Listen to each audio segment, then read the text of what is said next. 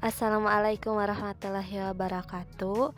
Dalam rangka tugas sistem basis data, kami Handini NPM 622403014, Winania Kasturi NPM 622403019, dan Yeni Sahara NPM 622403008 dari kelas MIKL 4122 akan mempresentasikan materi-materi yang telah dipelajari di semester ini. Langsung saja kita bahas ke materi yang pertama. Basis dapat diartikan sebagai markas atau gudang, tempat bersarang atau berkumpul. Data adalah representasi fakta dunia nyata yang mewakili suatu objek seperti manusia, pegawai, pembeli, pelanggan, barang, hewan, peristiwa, konsep, keadaan, dan lain sebagainya. Kriteria penting basis data. Yang pertama, berorientasi pada data, bukan program oriented. Data dapat digunakan oleh pemakai yang berbeda atau beberapa program aplikasi tanpa perlu mengubah basis data. Data dalam basis data dapat berkembang dengan mudah, baik volume maupun strukturnya. Data yang ada dapat memenuhi kebutuhan sistem-sistem baru secara mudah. Data dapat digunakan dengan cara-cara yang berbeda dan kerangkapan data minimal. Prinsipnya yaitu pengatur data atau arsip. Tujuan utamanya adalah kemudahan dan kecepatan dalam pengambilan kembali data atau arsip.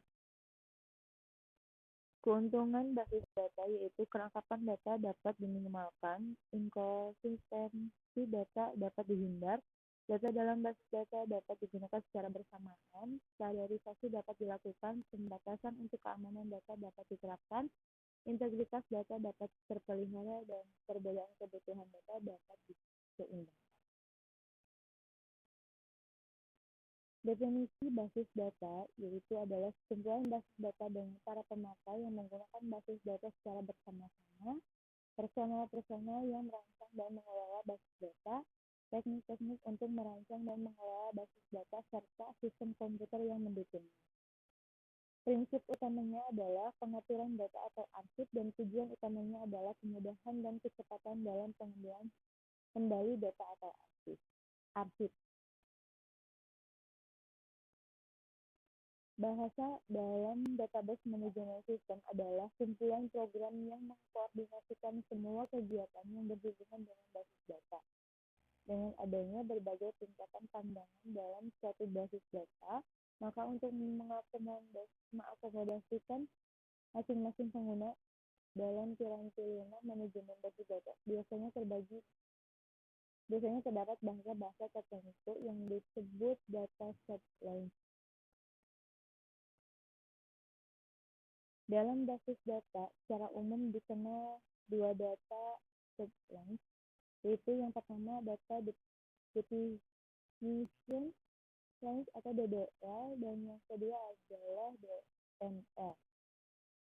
Ada dua jenis DML. Yang pertama, prosedural DML, digunakan untuk mendefinisikan data yang diolah dan perintah yang akan dilaksanakan. Kedua, non-prosedural, digunakan untuk menjabarkan data yang diinginkan tanpa menyebutkan bagaimana cara pengambilannya.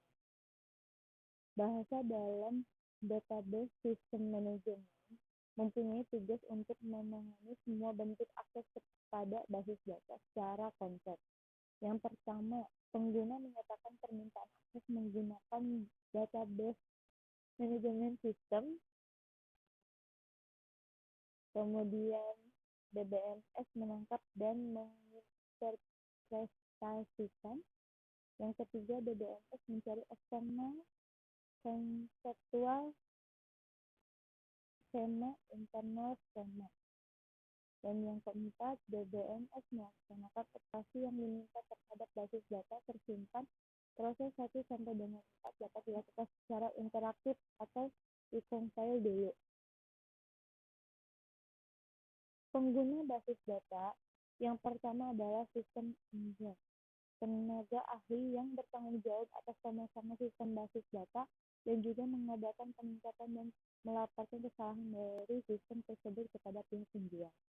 Yang kedua, database administrator atau DBA, tenaga ahli yang mempunyai tugas untuk mengontrol sistem basis data secara keseluruhan meramalkan kebutuhan akan sistem basis data, merencanakannya, dan mengaturnya. Yang ketiga adalah pemakai akhir. Ada beberapa jenis tipe pemakai terhadap suatu sistem basis data yang dapat dibedakan berdasarkan cara mereka berinteraksi terhadap sistem. Yang pertama adalah program aplikasi, yang kedua pemakai atau pemakai mahir, yang ketiga pemakai umum. Model data sendiri adalah kumpulan konsep yang terintegrasi yang menggambarkan data, hubungan antara data, dan batasan-batasan data dalam suatu organisasi. Fungsi dari sebuah model data untuk merepresentasikan data sehingga data tersebut mudah dipahami. Fungsinya adalah yang pertama penyimpanan, yang kedua katalog yang dapat diakses pemakai, yang ketiga mendukung transaksi, yang keempat melayani kontrol, yang kelima melayani recovery, yang keenam melayani autorisasi, yang ketujuh mendukung komunikasi data, kedelapan melayani integrity, dan 9 melayani data independen, melayani utility. Bahasa dalam DBSM atau database DBSM System Management. Yang pertama, query processor atau komponen yang merubah bentuk query ke dalam instruksi tingkat rendah ke database manager. Yang kedua, database manager menerima query dan menguji skema eksternal dan konseptual untuk menentukan apakah record dibutuhkan untuk memenuhi permintaan. Kemudian DM memanggil file manager untuk menyelesaikan permintaan. Ketiga, file manager memanipulasi penyimpanan file dan mengatur alokasi ruang penyimpanan pada disk. Yang keempat, DML processor, modul yang merubah perintah DML ke dalam program aplikasi dalam bentuk fungsi-fungsi yang memanggil dalam host range. Yang kelima, DDL compiler merubah perintah DDL menjadi kumpulan tabel yang berisi metadata. Dan yang keenam, dictionary manager mengatur akses dan memelihara data diakses oleh komponen DBMS yang lain. Database System Management.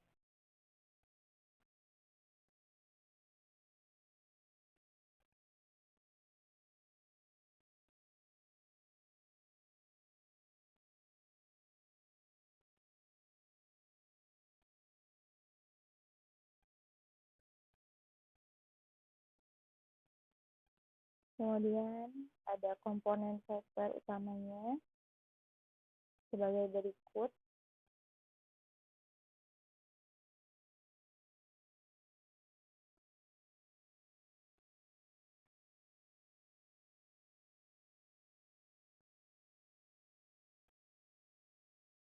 Materi keempat yaitu Entity Relational Model.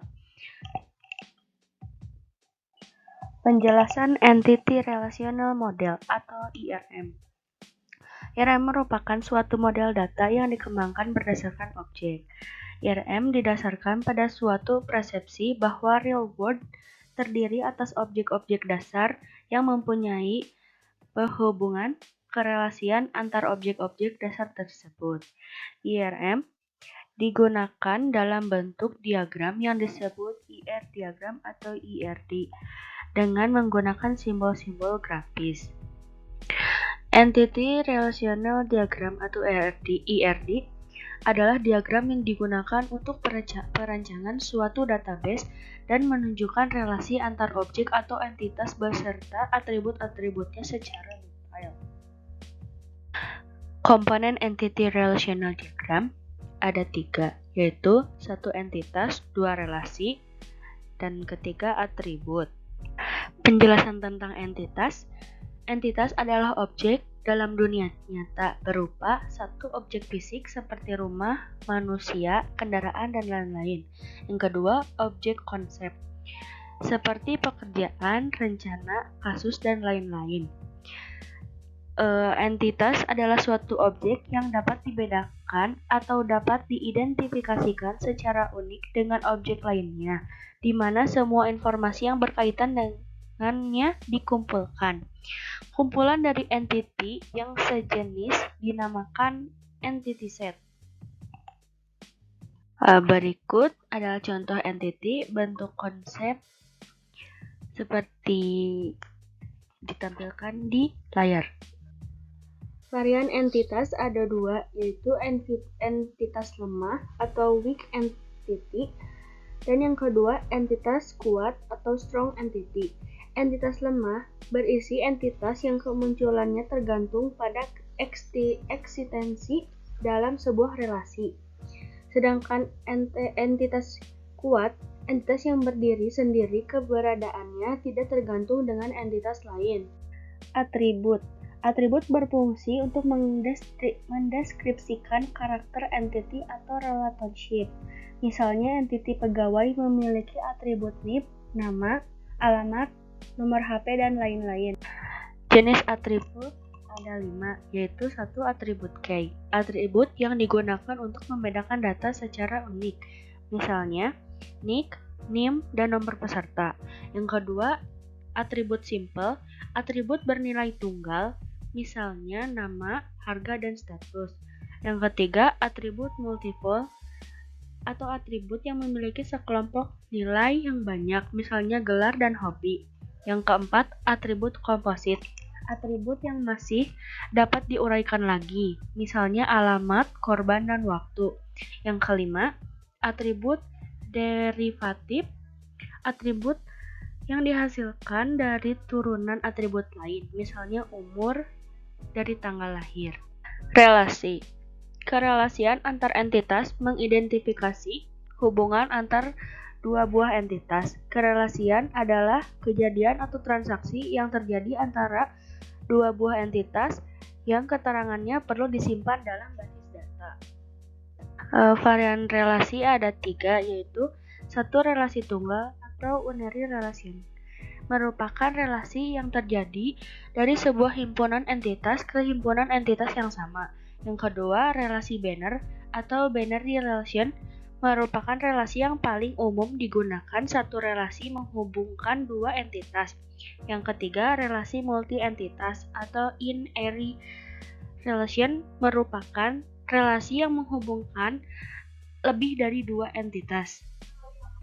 Kardinalitas atau derajat relasi menunjukkan jumlah maksimum entitas yang dapat berelasi dengan entitas pada himpunan entitas yang lain. Yang kedua, kardinalitas terdiri dari 1 ke 1 one to one, 1 ke banyak one to many, atau banyak ke 1 many to one, dan yang terakhir banyak ke banyak many to many. 1 ke 1 atau one to one. Setiap entitas pada himpunan entitas A berhubungan paling banyak dengan satu entitas pada himpunan entitas B. Begitu juga dengan sebaliknya. 1 ke banyak atau one to many. Setiap entitas pada himpunan entitas A berhubungan dengan entitas pada himpunan entitas B, dan tetapi tidak sebaliknya. Banyak ke banyak atau many to many. Setiap entitas pada himpunan entitas A berhubungan dengan banyak entitas pada himpunan entitas B. Begitu juga dengan sebaliknya. Derajat maksimal atau minimal relasi. Derajat relasi maksimum yaitu yang menunjukkan hubungan atau korespondensi maksimum yang boleh terjadi antara himpunan entitas yang satu terhadap himpunan entitas yang lain. Derajat relasi minimum yaitu yang menunjukkan hubungan korespondensi minimum yang boleh terjadi antara himpunan entitas yang satu terhadap himpunan entitas yang lain. Enhanced ER feature digunakan untuk menangani hubungan supertipe atau subtipe. Supertipe adalah suatu entitas yang bersifat umum. Supertipe adalah suatu entitas yang merupakan pengkhususan dari supertipe. Contohnya, mobil dapat menjadi supertipe, sedan, bus, van dapat berkedudukan sebagai subtipe. Proses pembuatan hubungan supertipe dan subtipe. Generalisasi, proses perancangan yang bersifat bottom up, pembuatan entitas yang bersifat umum dimulai dari tipe-tipe entitas yang bersifat khusus. Spesialisasi, proses perancangan yang bersifat top down, pembuatan satu atau beberapa entitas yang bersifat khusus atau subtipe dilakukan dari entitas yang bersifat umum terlebih dahulu atau supertipe. Agregasi adalah sebuah relasi terbentuk tidak hanya dari entitas tapi juga mengandung unsur lain dari relasi, menggambarkan sebuah relasi yang secara langsung menghubungkan sebuah himpunan entitas dengan sebuah himpunan relasi dalam diagram. Batasan relasi menjelaskan apakah keberadaan suatu entitas tergantung pada entitas lain melalui suatu relasi. Ada dua tipe batasan relasi, yakni total partisipasi total dan kedua partisipasi sebagian. Partisipasi total, suatu entitas disebut dengan partisipasi total jika keberadaan entitas tersebut sangat bergantung pada keberadaan entitas lain. Contoh, entitas dosen keberadaan tergantung pada keberadaan entitas mata kuliah dan sebaliknya. Jika ada seorang dosen, maka harus ada mata kuliah yang diajarkan. Begitu pula, sebaliknya, adanya entitas mata kuliah harus ada dosen yang mengajarkan mata kuliah tersebut. Partisipasi sebagian. Suatu entitas dikatakan berpartisipasi sebagian jika entitas tersebut tidak bergantung dengan keberadaan entitas lain, tetapi berhubungan satu sama lainnya. Contoh, tidak semua dosen menjadi koordinator sesama dosen. Langkah-langkah membuat IRD. 1. Mengidentifikasikan dan menetapkan seluruh himpunan entitas yang akan terlibat. 2. Menentukan atribut-atribut key dari masing-masing himpunan entitas. 3. Mengidentifikasikan dan menetapkan seluruh himpunan relasi di antara himpunan entitas yang ada beserta Frey key-nya. Yang keempat, menentukan derajat dan cardinality rasio relasi untuk setiap himpunan relasi. Yang kelima, melengkapi himpunan relasi dengan atribut-atribut yang bukan kunci atau non-key. Yang keenam, lihat kembali IRD yang dibuat apakah masih perlu penghalusan dengan generalisasi, spesialisasi, agregasi, batasan, relasi. Konvensi penamaan. 1. Pilih nama untuk entitas, atribut, relasi yang menggambarkan maknanya. 2. Gunakan nama tunggal untuk entitas. 3. Nama entitas cenderung menggunakan kata benda. 4. Nama relasi cenderung menggunakan kata kerja. Alat bantu pemodelan data. 1. Merupakan sarana untuk membuat dokumentasi kebutuhan aplikasi. 2. Antarmukanya mudah digunakan. Contoh, Microsoft Visio, ERWin, DB Designer, CS Designer, ER Studio. Saya akan melanjutkan materi kelima, yaitu transformasi Entity Relational Diagram atau IRD tabel. Diagram IR yang dapat diperoleh dari analisis entitas dan relasi sangat mudah untuk dipahami oleh pengguna yang membacanya, karena berbentuk diagram yang sederhana hanya menggunakan simbol-simbol utama, tetapi IRD yang diperoleh tersebut belum dapat diimplementasikan ke dalam sebuah basis data. Agar diagram IR tersebut dapat diimplementasikan ke dalam sebuah basis data terlebih dahulu harus ditransformasi ke bentuk tabel atau relasi. Untuk melakukan transformasi ke tabel, yang perlu diperhatikan adalah tingkat hubungan antar entitas atau kardinalitas, karena tingkat hubungan ini sangat mempengaruhi bagaimana transformasi harus dilakukan. Aturan transformasi umum atau dasar. Setiap himpunan entitas akan diimplementasikan sebagai sebuah tabel atau file data. Contohnya bisa dilihat di layar seperti berikut. Relasi dengan kardinalitas satu ke satu dipresentasikan dalam sebuah bentuk penambahan atau penyertaan atribut-atribut relasi ke tabel yang mewakili salah satu dari kedua entitas atau penggabungan relasi ke satu entitas lain. Tidak ada keharusan ke entitas yang mana relasi tersebut harus digabungkan. Berikut adalah contoh tabel transformasi kardinalitas relasi. Aturan untuk relasi satu ke satu, pedoman yang bisa digunakan ada 3. 1. Lihat derajat relasi minimumnya dengan memilih derajat relasi minimum yang lebih kecil. 2. Jika derajat relasi minimumnya sama atau sama-sama berderajat 0 atau 1, maka relasi lebih baik dileburkan ke tabel-tabel yang jumlah atributnya lebih sedikit. Ketiga, jika banyak atribut juga sama banyaknya, maka relasi lebih baik dileburkan ke tabel yang jumlah record yang lebih sedikit. Relasi dengan kardinalitas 1 ke n. Lain halnya dengan tingkat hubungan 1 ke banyak relasi yang harus digabungkan dengan entitas pada pihak banyak atau many.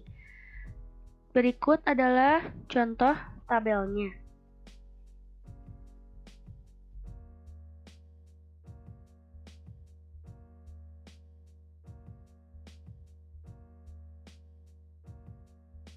Relasi dengan kardinalitas n ke m. Pada diagram IR, dengan kardinalitas banyak pada banyak atau m ke n, tiap entitas maupun relasinya akan menjadi sebuah tabel tersendiri. Relasi dengan derajat n to n atau banyak ke banyak akan diwujudkan dalam bentuk tabel atau file data khusus yang memiliki file atau variable key yang berasal dari key dari entitas yang dihubungkan. Berikut adalah contoh tabel relasi dengan kardinalitas n ke m. Berikut ini adalah implementasi himpunan entitas lemah. Contohnya ada di layar, seperti berikut. Dan ini implementasi relasi ganda, berbeda dengan tabel yang sebelumnya. Ini untuk implementasi spesialisasi. Untuk tabel-tabelnya ada di layar. Untuk yang terakhir, ini adalah contoh tabel implementasi generalisasi.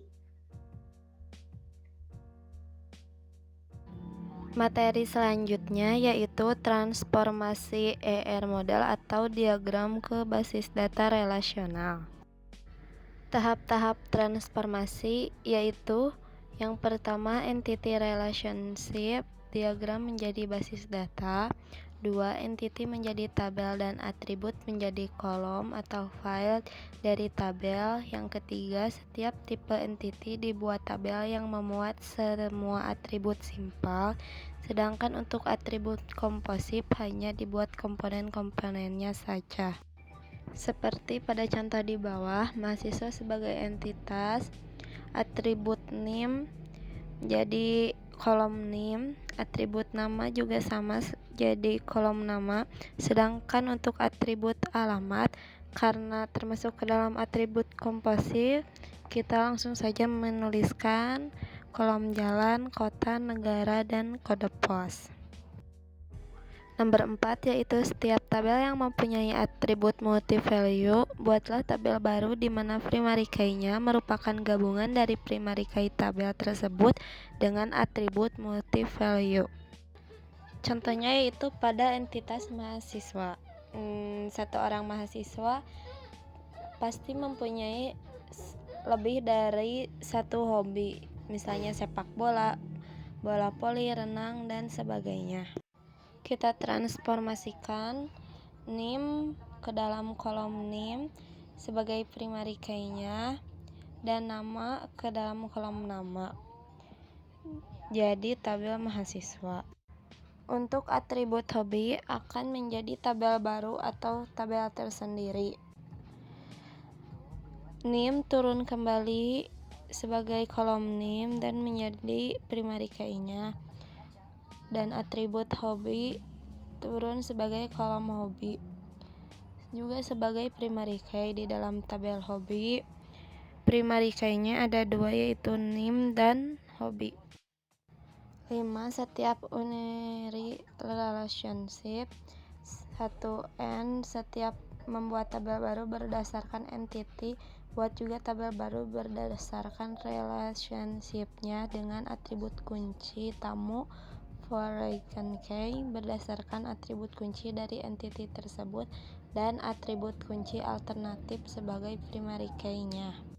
Dari contoh di bawah, transformasinya yaitu NID-nya turun sebagai kolom NID dan nama turun sebagai kolom nama menjadi tabel dosen. Dan KD Progdi turun sebagai KD Progdi dan NID turun sebagai kolom NID dalam tabel Progdi. 6. Untuk binary relationship dengan atau tanpa total participation, maka akan dibuat tabel baru berdasarkan relationship, di mana kolom-kolomnya terdiri dari alternate key dan primary key dari masing-masing entity, di mana NID turun sebagai kolom NID dan nama dosen turun sebagai nama dosen dalam tabel dosen. Periode turun sebagai kolom periode, kode jurusan sama dan NID juga dalam tabel kaprodi. Kode jurusan turun sebagai kode jur dan nama jur turun juga dalam tabel jurusan. 7. Untuk derajat relasi dengan atau tanpa total participation, maka primary key dari sisi 1 masuk ke sisi N. NID turun sebagai kolom NID dan nama dosen turun sebagai nama dosen dalam tabel dosen. NIM turun sebagai kolom NIM, nama mahasiswa juga sama, NID juga sebagai kolom NID dalam tabel mahasiswa. 8. Untuk derajat relasi dibuat tabel tersendiri berdasarkan relationship-nya dengan kolom-kolomnya terdiri dari alternate key dan primary key dari masing-masing entity. Atribut NIM turun sebagai kolom NIM, nama mahasiswa juga sama dalam tabel mahasiswa. Atribut semester turun sebagai kolom semester, NIM kode MK juga sama dalam tabel KRS. Atribut kode MK turun sebagai kolom kode MK, nama MK juga sama dalam tabel mata kuliah. Untuk transformasi IR diagram ke basis data relasional hanya segitu saja. Kita sambung lagi ke materi selanjutnya. Normalisasi yaitu proses pembentukan struktur basis data sehingga sebagian besar ambiguity bisa dihilangkan. Dengan kata lain, normalisasi database adalah proses pengelompokan atribut data yang membentuk entitas sederhana, non-redundant, fleksibel, dan mudah beradaptasi, sehingga dapat dipastikan bahwa database yang dibuat berkualitas baik.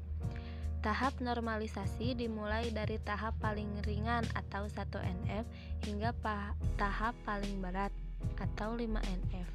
Biasanya hanya sampai pada tingkat 3NF atau BCNF, Boyke Kode Normal Form, karena pada tingkat 3NF sudah cukup memadai untuk menghasilkan tabel-tabel yang berkualitas baik. Jadi bagaimana sih tabel yang berkualitas baik atau tabel yang normal itu? Jadi idealnya tabel mengandung redundansi atau tabel ganda yang sedikit mungkin atau kemungkinannya kecil. Yang kedua, tabel bebas anomali dan konsisten. Yang ketiga, normalisasi dilaksanakan melalui sejumlah langkah. Yang keempat, setiap langkah berhubungan dengan bentuk tertentu.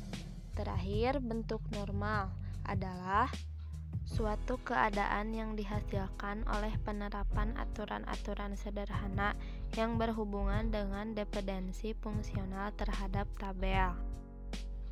Tujuan dari normalisasi yaitu meminimalisasi redundansi atau pengulangan data, atau bisa disebut meminimalisasi data ganda yang ada. Yang kedua, memudahkan identifikasi identitas, dan yang terakhir, mencegah terjadinya anomali.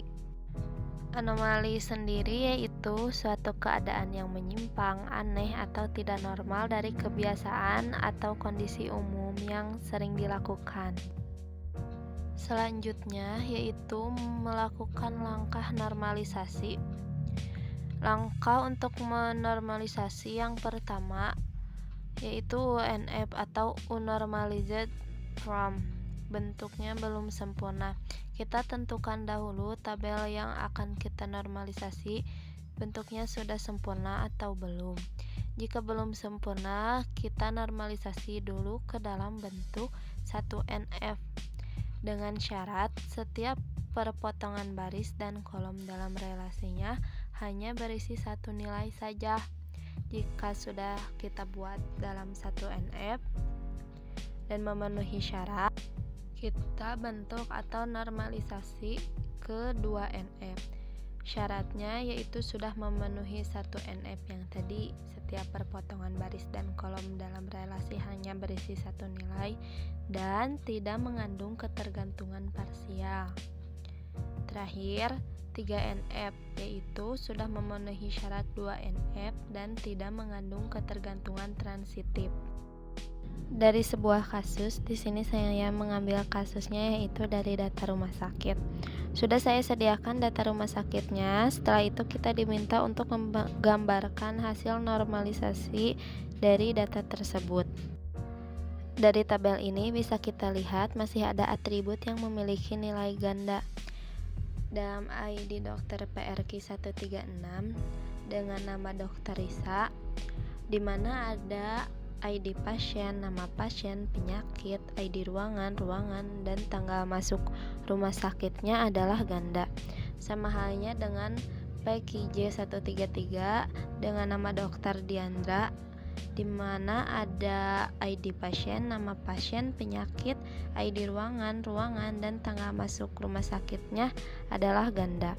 Untuk itu, kita perlu melakukan proses normalisasi bentuk pertama. Dalam tabel ini bentuknya masih belum sempurna karena masih ada yang memiliki nilai ganda. Oleh karena itu, harus dilakukan proses normalisasi ke dalam bentuk pertama. Mari kita normalisasi ke dalam tabel bentuk pertama atau 1NF. Normalisasi bentuk pertama atau 1NF memiliki syarat yaitu dikatakan suatu normalisasi bentuk pertama apabila telah ditentukannya primary key dalam tabel atau relasi tersebut. Yang kedua, tidak ada atribut yang berulang atau yang memiliki nilai ganda. Dan yang ketiga, tiap atribut hanya memiliki satu pengertian saja. Hal yang pertama kita lakukan yaitu kita buat formnya. Lihat di dalam tabel atribut apa saja yang memiliki nilai ganda, kita ubah ke dalam bentuk tunggal. Kita ubah ID dokter dan nama dokter yang memiliki nilai ganda ke dalam bentuk tunggal. PRQ 136 dan selanjutnya menjadi nilai tunggal. Nama dokternya Dr. Risa Diandra dengan tunggal. ID pasien, nama pasien, penyakit, ID ruangan, dan tanggal masuk rumah sakitnya diubah menjadi nilai tunggal. Dalam tabel ini sudah bisa kita lihat dan sudah bisa kita sebut bahwa tabel ini sudah termasuk ke dalam bentuk normalisasi yang pertama atau 1NF. Selanjutnya yaitu mengubah data dari 1NF ke bentuk normalisasi kedua atau 2NF. Normalisasi bentuk kedua atau 2NF memiliki syarat: 1. Harus memenuhi kriteria normalisasi yang pertama terlebih dahulu. Syarat yang kedua yaitu atribut bukan kunci atau non-primary key haruslah memiliki ketergantungan fungsional sepenuhnya. Dengan kata lain, atribut harus memiliki keterkaitan dengan primary key. Di sini kita pecah tabelnya menjadi dua bagian. Tabel yang pertama yaitu tabel dokter dengan ID dokter sebagai primary key yang berkaitan dengan nama dokter dan ID pasien. Untuk mengetahui pasien yang sedang diperiksa, maka diperlukan ID pasien. Oleh karena itu, ID dokter, nama dokter, dan ID pasien saling berkaitan dalam tabel dokter. Yang kedua yaitu tabel pasien. Dalam tabel pasien, ID pasien yang ada di tabel dokter dipakai kembali karena ID pasien berkaitan dengan nama pasien, apa penyakitnya, di mana ruangannya, nama ruangannya, dan kapan tanggal masuk ke dalam ruangannya. Setelah tabelnya kita pecah, di sini bisa kita simpulkan bahwasanya kedua tabel ini sudah masuk ke dalam bentuk normalisasi bentuk kedua atau 2NF. Sudah memiliki keterkaitan antara primary key dan non-primary key. Selanjutnya yaitu normalisasi bentuk ketiga atau 3NF. Syaratnya yaitu bentuk data harus memenuhi kriteria dari 2NF, di mana atribut non-key harus memiliki tidak ketergantungan transitif. Dengan kata lain, suatu atribut non-key tidak boleh memiliki ketergantungan fungsional terhadap atribut bukan kunci lainnya. Seluruh atribut bukan kunci pada suatu relasi hanya memiliki ketergantungan fungsional terhadap primary key relasi itu saja. Dengan kata lain, atribut yang kurang memiliki keterkaitan dengan primary key-nya, maka itu dipisahkan ke dalam bentuk tabel baru, supaya memudahkan kita mengolah database nantinya. Sedangkan dalam tabel dokter, keterangan atribut atau non-key dengan primary key-nya sudah pas, karena dokter memiliki ID pasien untuk memeriksa pasien tersebut. Jadi dalam tabel dokter, ID dokter, nama dokter, dan ID pasiennya keterkaitannya sudah pas. Sedangkan dalam tabel pasien, ID ruang kurang memiliki keterkaitan dengan primary key ID pasien, maka dapat kita pisahkan menjadi tabel baru. Tabel baru tersebut diberi nama tabel ruangan, yang terdiri dari ID ruangan sebagai primary key yang berkaitan dengan ruangan. Dan tabel selanjutnya itu tabel pasien. ID pasien sebagai primary key, keterkaitannya dengan nama pasien, penyakit, dan tanggal masuk rumah sakitnya. Setelah kita ubah atau normalisasi ke 1NF, 2NF, dan 3NF, sudah membentuk struktur relasi yang baik atau tanpa adanya redundansi pengulangan data atau data ganda dalam tabel tersebut, serta sebagian besar ambiguitasnya sudah kita hilangkan, dan membentuk himpunan data dalam bentuk normal dengan kualitas tabel terbaik.